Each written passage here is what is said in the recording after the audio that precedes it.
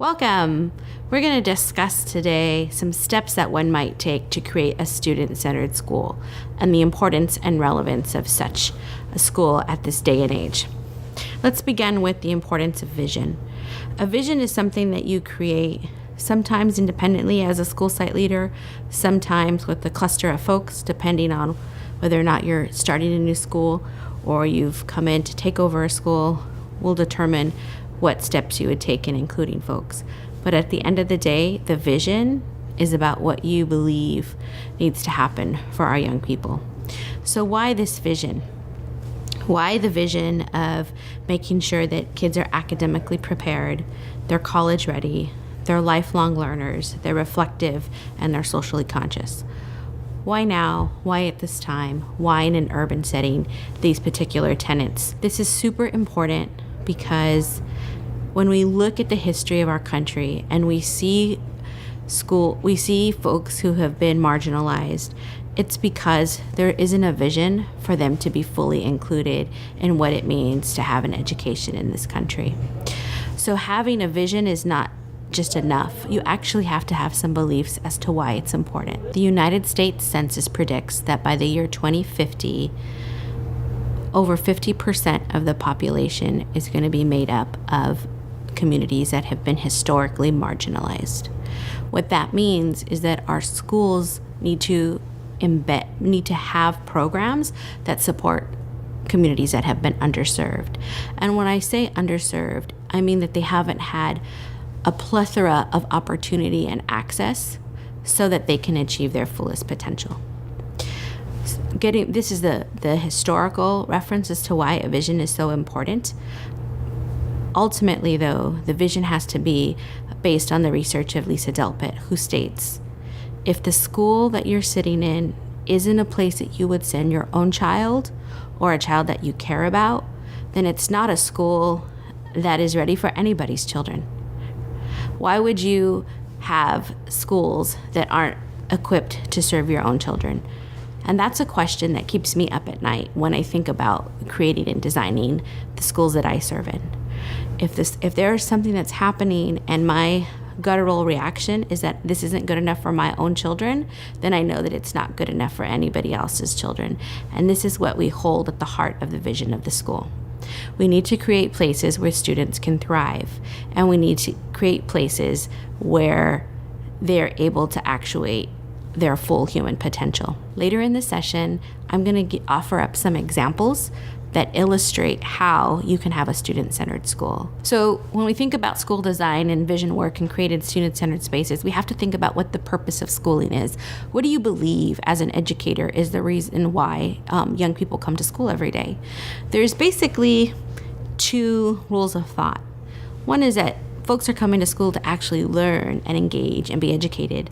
And the other idea is that we're coming here to replicate the status quo, right? We're creating systems, we're creating schools where kids fall into systems that were created during the time of the Industrial Revolution. When schooling became pervasive in this country, it was really as a result of the Industrialized Revolution. And so we have schools that look very similar to the late 1800s, early 1900s, when actually we need to make schools look very different. So if you pan across history books and you look at different industries in our country, for example, if you look at the tech industry or something as simple as a hospital, you'll see that there has been this huge change.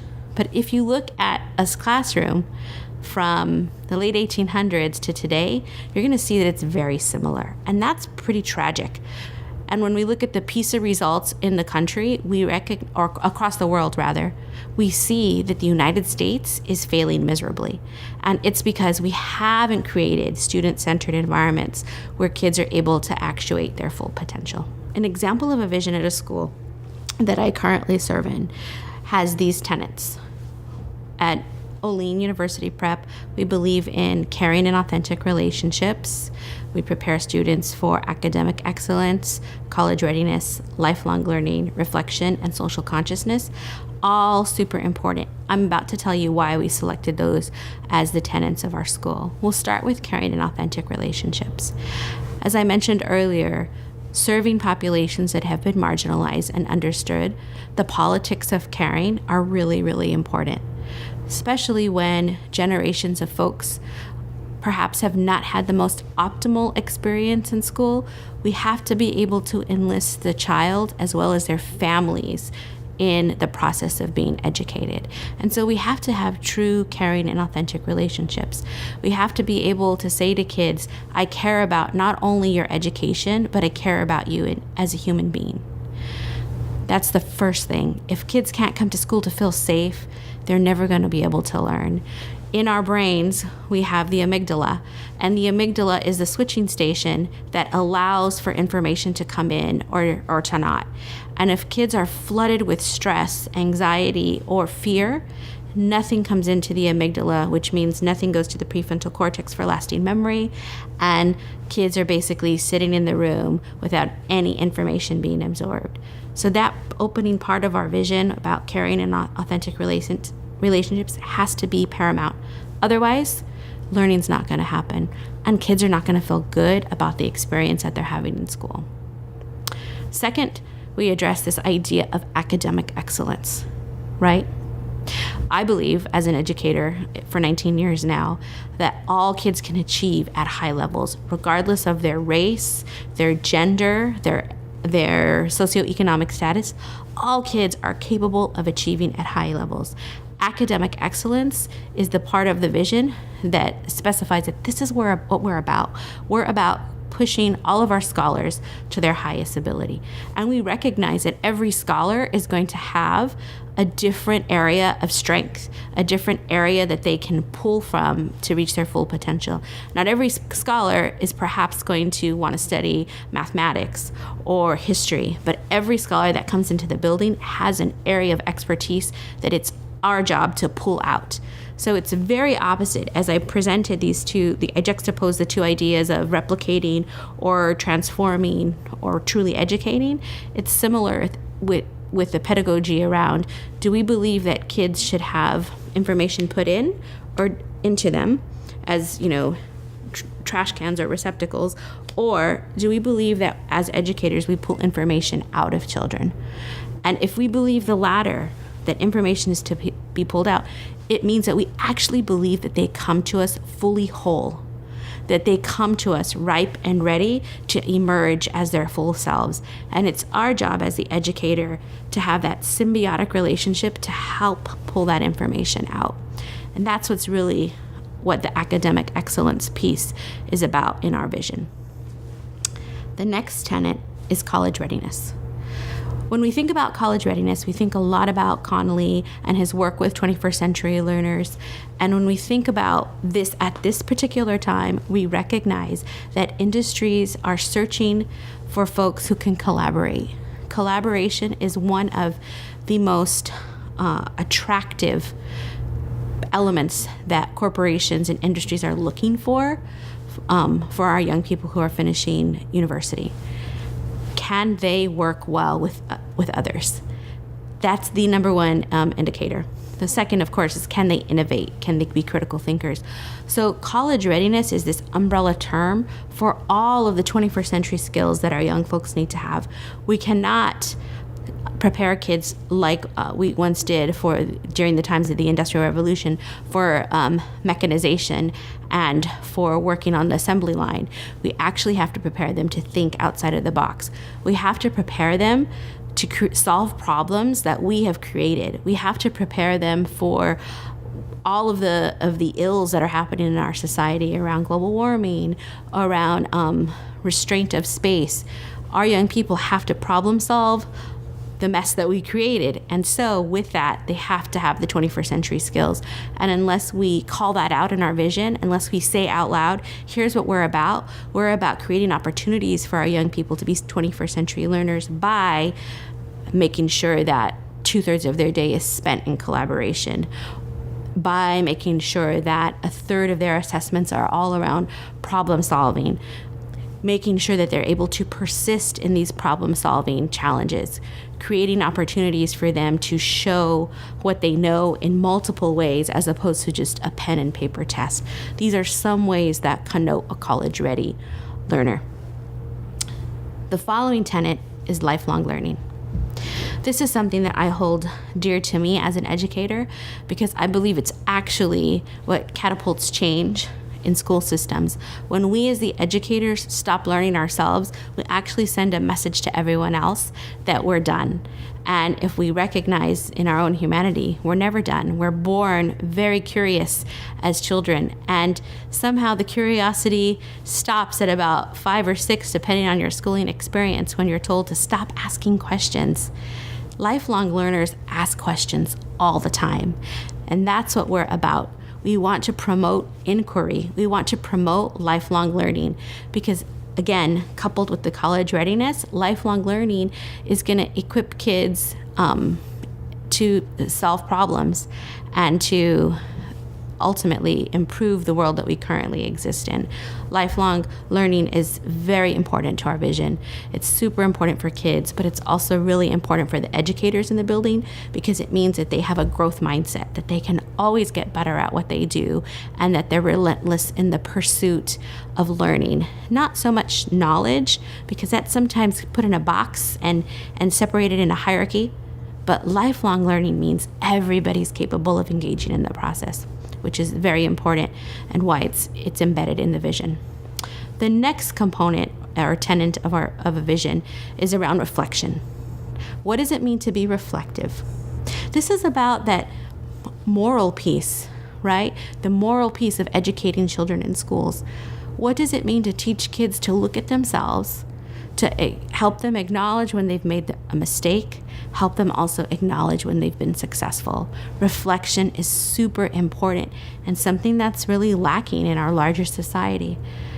How do we model that for our young people so that when they go out into the world, they have that as a way of being at all times? Reflection is super important in a school setting. It teaches them to own who they are and to recognize that they have choices and that they're in charge of how they decide to be in the world. They're not victims.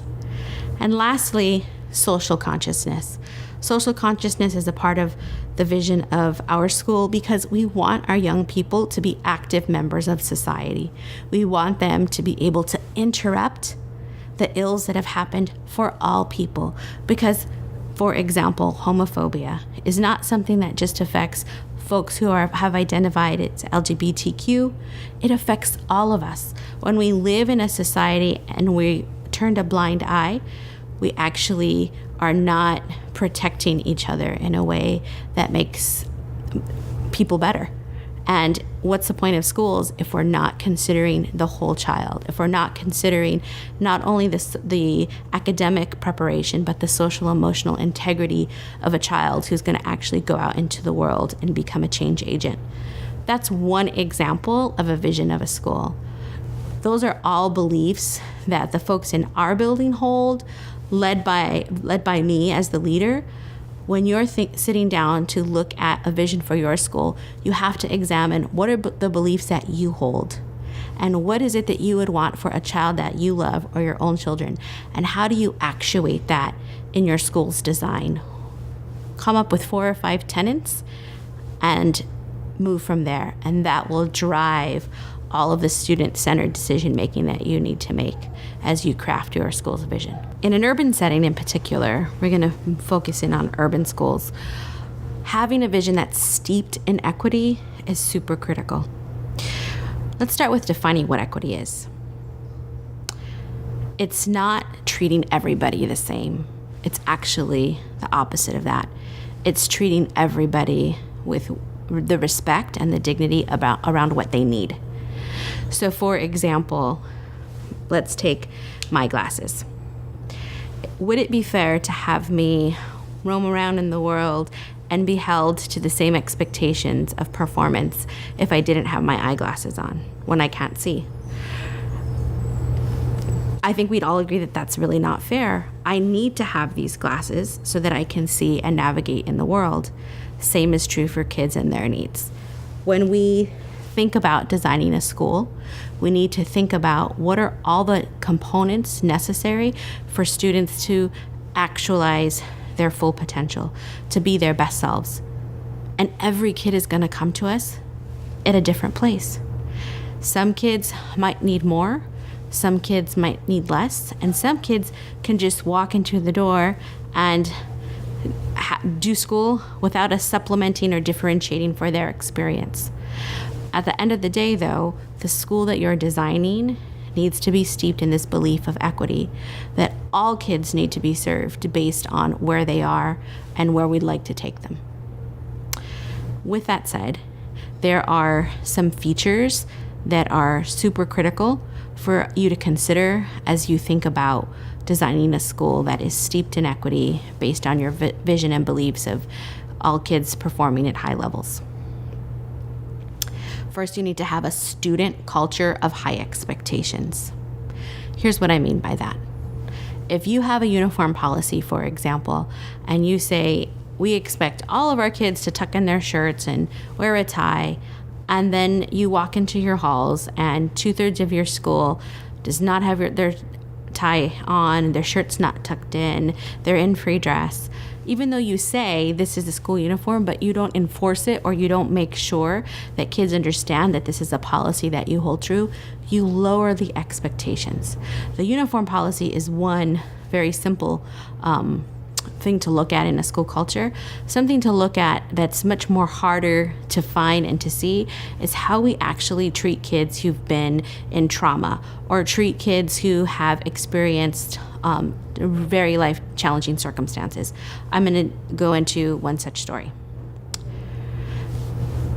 There was a student whom I couldn't believe myself this young person was able to get up every morning and come to school. Yet he made his way in through the doors. Some of the time he came in and he was really not kind to the people around him. Some of the time he was really turned into himself and showing signs of depression. And some of the time he was ready to go.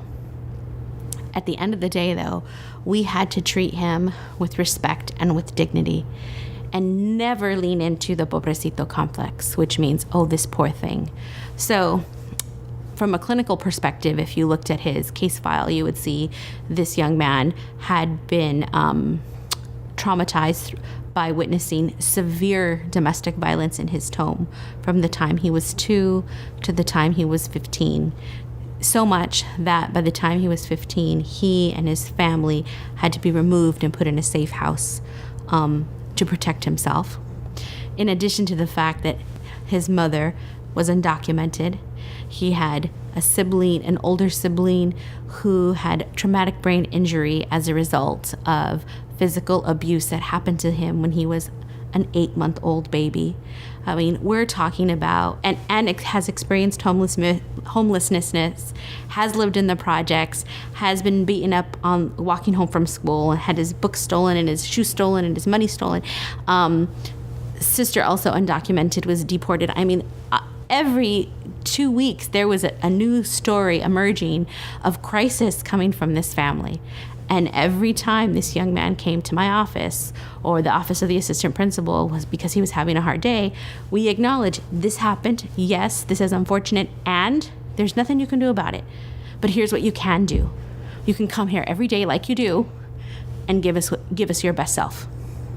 And when you're struggling emotionally, we're going to set some conditions here so that you can tend to that, but still we're going to hold you to those expectations.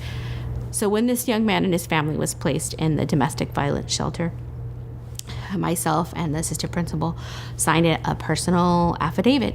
And we went into that shelter and we tutored him and we gave him materials and supplies to keep up with school because there was no pobrecito complex for him.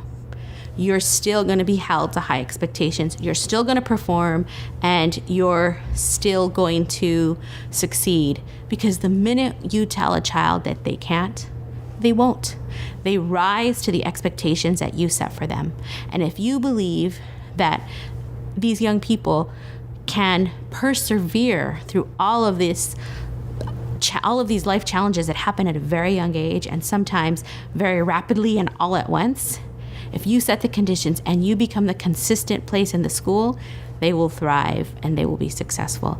That's an example of a pretty severe example of setting high expectations for kids. But it's also about sending a message to them that we're the consistent folks. It's going back to the vision. We have a caring and authentic relationship with you. We're going to hold you to academic excellence, and we're going to get you college ready, even though you are in a shelter, even though you're homeless, even though, oh, you don't have money for a ticket to school, we're going to get you a bus pass. Those are all the things that one needs to do in order to make that vision real, in order to actuate it, in order to show our young people that we do believe them. In addition to, or despite the circumstances that they're in, we believe in them because it's possible for them to reach their full potential. Third thing to consider when you're thinking about having a school that has a vision that's steeped in equity is having a decision-making protocol for all hard decisions that's always based on what are the student outcomes. So here's an example. You have teachers who perhaps in a secondary school really love their discipline, right? Maybe they're dual credentialed, but they really love history more than English, but they have both credentials. But they're really qualified to teach both, and they're actually pretty effective at it. In most traditional schools, that teacher, especially if they have tenure or have been teaching for a long period of time, they're allowed to decide where they want to be placed. In a school that's student-centered, the decision about teacher placement is always based on what's best for kids. So sometimes it's a group decision, sometimes it's an individual administrator decision, but at the end of the day, the protocol that you have in place has to be able to evaluate whether or not this decision that you're going to make is going to have the best outcomes for young people. And if it's not, or if it's a decision that's based on what are the best outcomes for kids, for adults rather, it's the wrong decision. And it's not a decision that's going to actually help you get to the next place in your school of pushing academic success or rigor for young people. You have to be able to have a decision-making protocol that says, whatever I do, no matter who I upset, it's going to be about our young people. Because that's what all the people in the building are there for. Education is about service. Education is about transforming the lives of young people. And if we don't hold on to that in every decision that we make, even when it comes to whether or not we should, paint a bathroom or, repaint the whole school or hire an instructional aide. Well, the school probably needs paint, but we could go another year. But if we had another instructional aide in the classroom for a year, that's the best decision for kids, because likely it's going to move kids towards those goals of academic success. Whereas the paint would look nice, but probably not going to help kids in the same manner. Those are the ways in which you need to be thinking about how to make decisions that are steeped in equity based on the best outcomes for our young people, as opposed to teacher-centered or adult-centered decision-making. In my career, I've been in places where that happened, and it was always painful to watch that adults who've already been to school, who already have their degrees, who already have access or material possessions, they're the ones who get the decision-making power. It really needs to be about students having decision-making power in that they're considered for a decision. They're not making the decision to paint the school or not, but their existence drives everything that you do as the site leader. Their outcomes drive you. And fortunately now in the state of California with the LCAP, there's going to be a lot more accountability for schools to shift into more student-centered decision-making. In this next part, I'm going to give some examples of ways in which you can have a student-centered school. We'll begin with co-teaching. Co-teaching essentially is fully including all young people, whether they are autistic, whether they are nonverbal, whether they are DHH, whether they are SLD. All kids who come through your door are fully included and taken care of in the same, well, not exactly in the same manner, because if they have different needs, those needs will be met in the manner that they need, which is what equity is, but that they are all included. Full inclusion means that we value every member of our school, regardless of whether or not they have an ID or a label that says they're different. We recognize and we embrace that difference, and we include them in our school, and we find the resources and the professional development to train teachers so that they can fully include our young people in that experience. And it's enriching for the lives of children. When we go out into the world and society, we're not separating ourselves in places of business from folks who have disabilities, right? Why would we do that in a school setting? What is the message we're sending to kids when we say, you are different, you are other, you are not part of us? It sends a very damning message to that young person. And so, thinking about a student-centered school, think about full inclusion.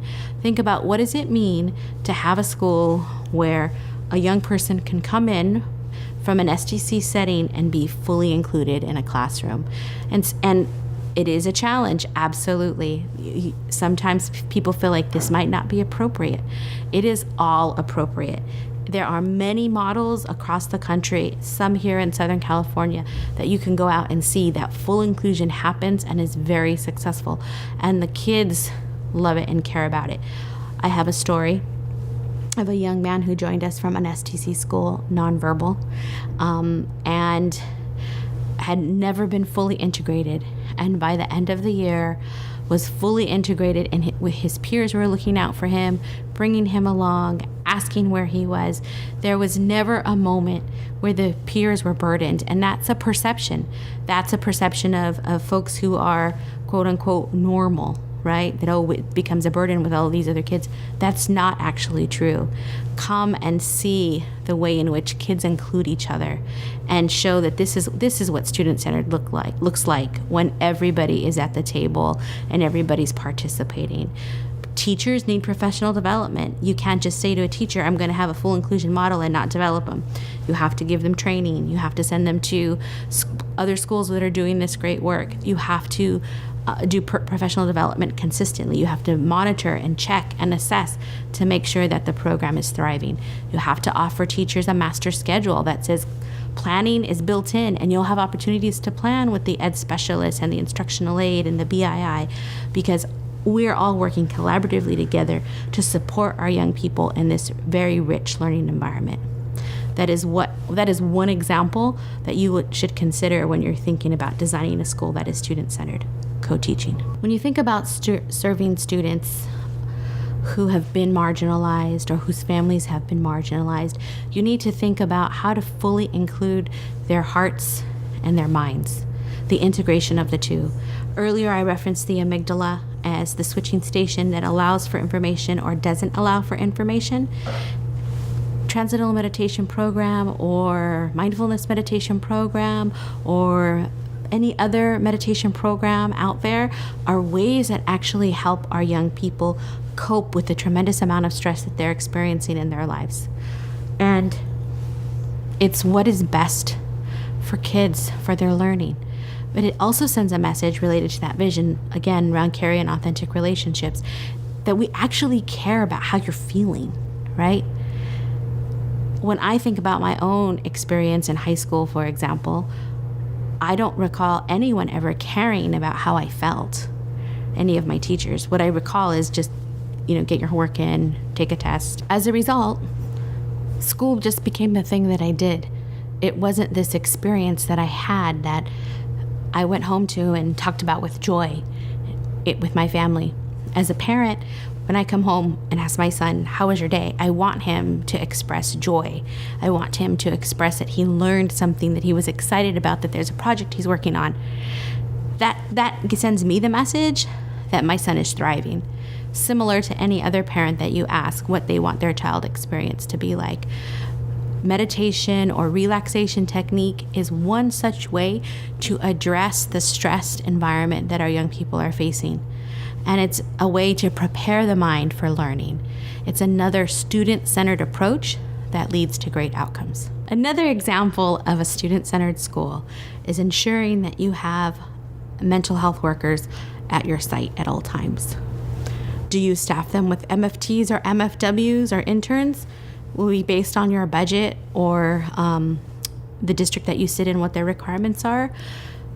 However, whichever one you go with, you need to make sure that you're addressing the needs of these young people who are in crisis. So if you have the meditation, that's great. That's for 80% of your kids.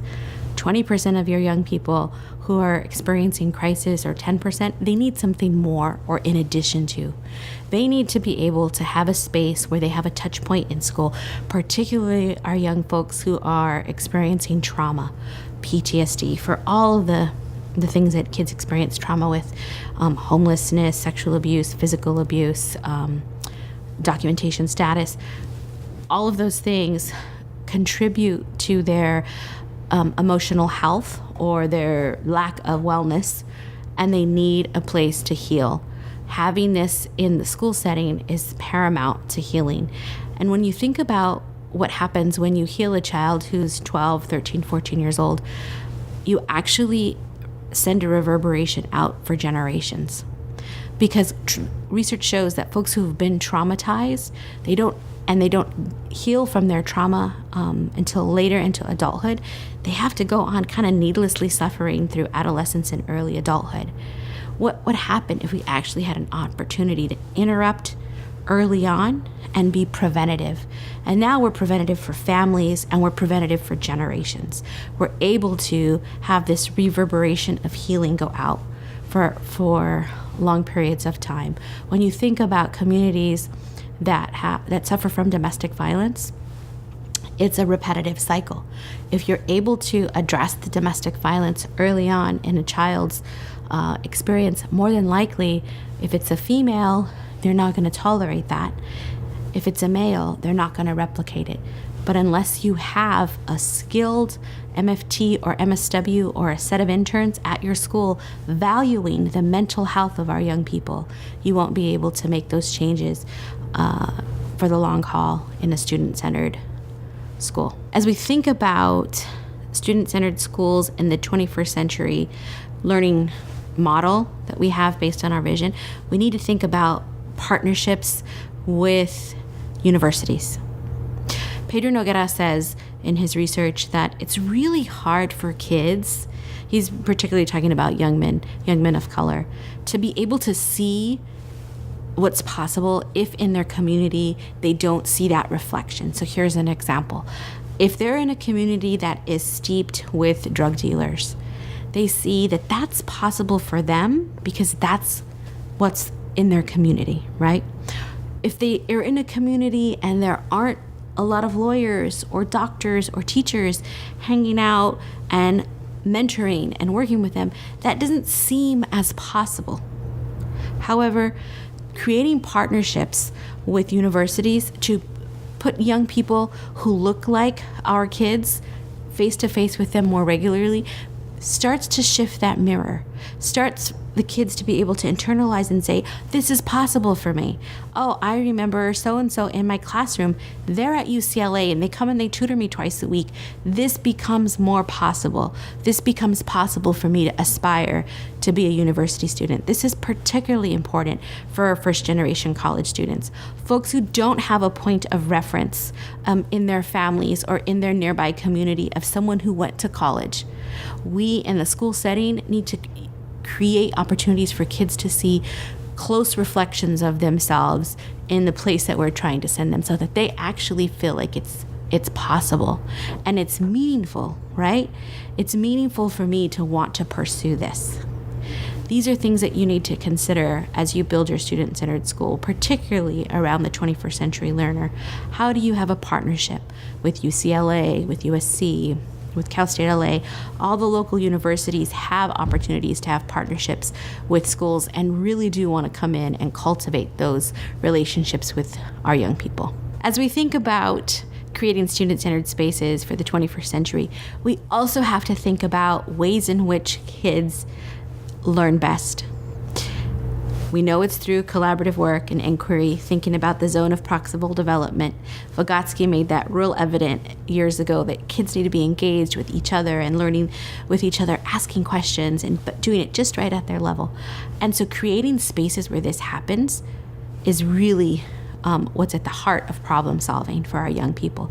So having a space like a creativity lab or a tinker lab or an engineering space where kids have raw and rudimentary materials and are asked to create things and to think outside of the box.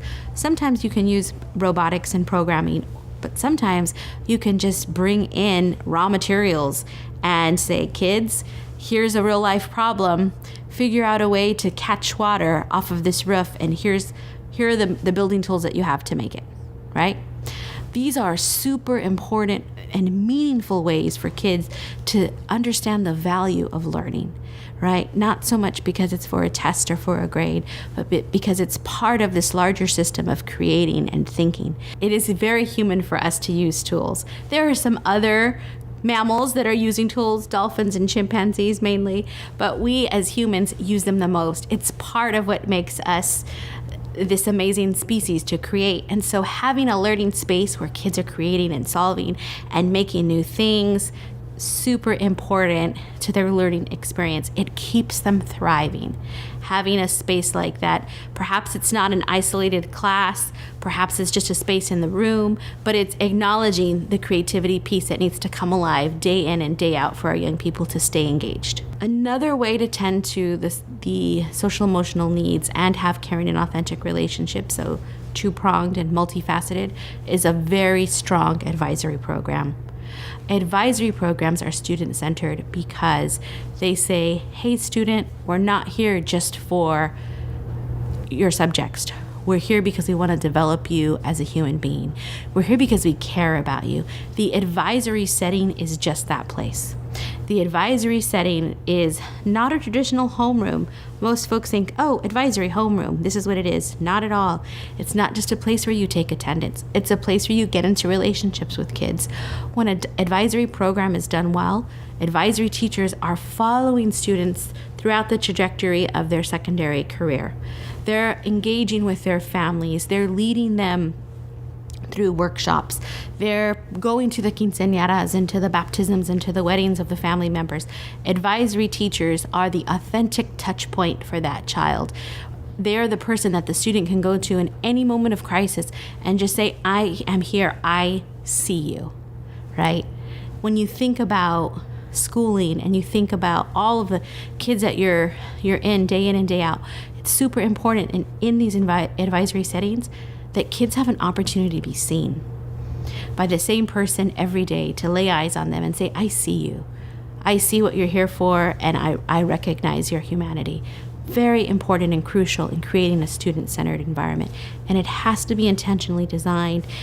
The people who are advising our young people have to believe that they're the carer, the person who's caring and the nurturer of that relationship so that kids can thrive in school. Some ways in which to engage students, particularly as they morph into 11th and 12th graders, is to have opportunities for them to be either a student ambassador or a peer mediator. A student ambassador is one way in which students can engage the outside community as a representative of their school, to say, oh, I'm a student from this school, and these are some of the things that we're thinking about, and these are things that matter to us, and this is who I am as a learner in this experience. Peer mediator is someone who is able to help peers in conflict. Sometimes this comes out of the advisory program, sometimes it comes out of a separate program, but peer mediators are really responsible for holding each other in the community accountable for appropriate problem solving and conflict management and resolution. It's so much more powerful when a peer sits down with two conflicting parties and says, hey, we're going to solve this. I know you put this on social media and you said this about so-and-so and it went back and forth. We're actually going to talk about how this made you feel. This happens. Peers do this, and they're able to manage and mediate each other in a so much more powerful way than adults do because they're able to relate. And the brain in adolescence loves relationship. It loves relevance. We are not relevant to them, adults, but they are relevant to each other, which is why that's a student-centered practice that's steeped in this idea of keeping folks together and caring in authentic ways. Of course, the peer mediator has to have training, but it's another way to really tend to that student-centered approach of learning and educating. And finally, as you're thinking about ways in which to have student-centered opportunities for young people at your school site, think about programs like ASB, CIF, and clubs. These are very critical to the heart and soul of adolescence. And there are so many ways in which these young people experience school that isn't just about the books and the subjects that they're learning. In ASB, they have an opportunity to grow as leaders and to lead some things that are very important to them. In CIF, they have an opportunity to be athletes and to demonstrate with their bodies the ways in which they are experiencing soccer or basketball, and have some pride and some school spirit around that. And all of the clubs that you can gather and get people excited about is another way to engage our young people in thriving in the school community. Without these just very basic components of schooling, if you don't have those basic components of schooling at the secondary level, you miss an opportunity to engage young people. You miss opportunity to help them feel successful in their learning experience so that you can actually actuate their vision. Social consciousness is tied to that. ASB will sometimes have activities that are related to what has happened in the nearby community or what's happened in the larger community. There are clubs around the green environment, the green movement. There are clubs around animal cruelty. There are so many things that kids get excited about that you, as the principal or the leader, have to tap into and even lead a group. I had a banned book club a couple of years ago because kids wanted to read books that had been formally banned. Things that kids get excited about, pay attention to, listen to what they want. Sometimes adolescent wants are interesting, but underneath what they're saying is really about wanting to feel connected and wanting to feel valued and wanting to feel relevant. And if you can hold on to that and create opportunities for that to happen, you have a student-centered school which actuates your vision and serves our young people well.